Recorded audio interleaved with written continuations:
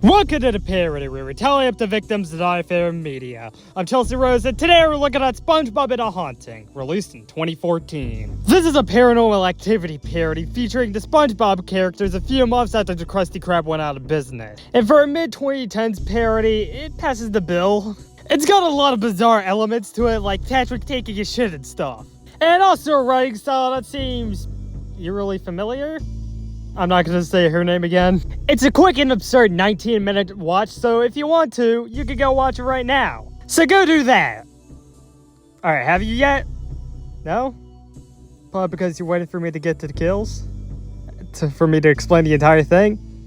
Well, I do that all the time, so let's get to the kills anyways.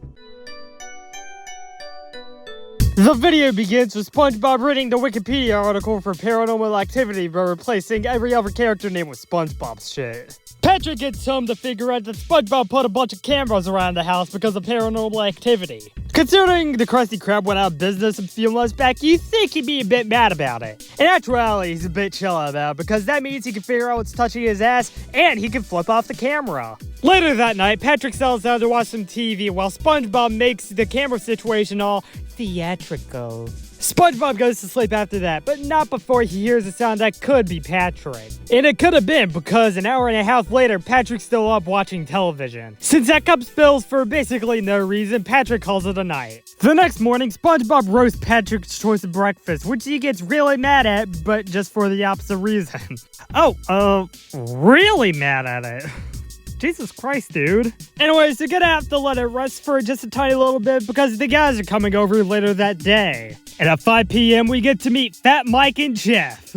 Jeff's just kinda there, but Fat Mike is my goat, dude. 2 hours later, the boys are drinking and playing whatever they're playing.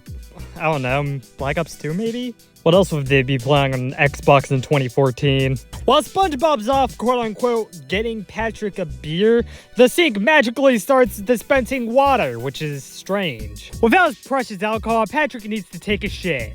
At 7:05 p.m., the camera system finally starts working properly, a little earlier than expected. With that, SpongeBob can finally see what's going on around the house, and it looks pretty normal at first until we get over to the bathroom with Patrick? I mean, he did say he was gonna take a load. With audio and everything, we hear the fart sounds come out of his butthole as he takes that precious little crap. But because of the camera being in the bathroom for some reason, Patrick notices the camera in there. SpongeBob goes to sleep a few hours later while Patrick's gone back to normal watching Breaking Bad. The remaining boys are drunk as hell, but Jeff might be the drunkest of them all as he sees a figure standing somewhere. Then the TV turns off and everyone gets extremely pissed at each other. However, the funny part about this scene, no one dares to go turn it back on or even turn on a light because they're all really drunk and high. What are y'all doing? Ultimately, Patrick's the one to turn on the light and whoa guys, did you see that? That was crazy. With Jeff's insane reaction to the figure, they all decide to go to sleep for the night. At 2 in the morning, we see a clock fall, Jeff disappear from where he was, and a figure stand in SpongeBob's doorway. When SpongeBob gets back on the cameras, we learn that Jeff disappeared just because he was walking around during the middle of the night for no reason. SpongeBob also notices something with Jeff's eyes that the others didn't notice the previous night because SpongeBob was actually sober. Oh, and we also figure out that SpongeBob was the one slapping Patrick's ass. At the table, SpongeBob asks where Jeff is, but neither of the other two give an answer because they're having a has-been off. However, SpongeBob's had enough. Shut the fuck up, fat. Oh. Okay. Patrick finally gives a natural answer. However, SpongeBob already tried doing what he suggested, and Jeff is nowhere to be found. However, the conversation just ends the same as they all do, just a bunch of curse words and SpongeBob being pissed. At 11:55 p.m., Patrick suggests that they get everything that's haunting them out of the house, just so he can have a peaceful sleep and things not slapping his ass. Fat Mike decided that he wanted to survive, so thus he exited the video. Right before Patrick goes to sleep, he hears a noise from somewhere in the house. They go downstairs and realize that it's coming from the basement. After a small argument, because of course there had to be an argument in this video, Patrick goes down to check for himself. After checking, he couldn't find anything in the basement, probably because the ghosts could conceal themselves. I don't fucking know. They decide to put the bathroom camera in the basement so SpongeBob can't spy Patrick taking shit. SpongeBob immediately denies doing that and is let off the hook by confessing to Patrick that he's straight. What are you, gay? It apparently takes them half an hour to set up the camera in the basement, but it was a success and they're going back to sleep. Night number 9 is the final one shown in the video and lasts about 3 minutes or so. At 3:09 a.m., basically nothing happens until the basement door opens and there's a crack on one of the cameras. Then a chair in the kitchen moves and we see some figures in 2 of them. Then the staircase camera has a crack put into it and a purple hand is seen in the basement.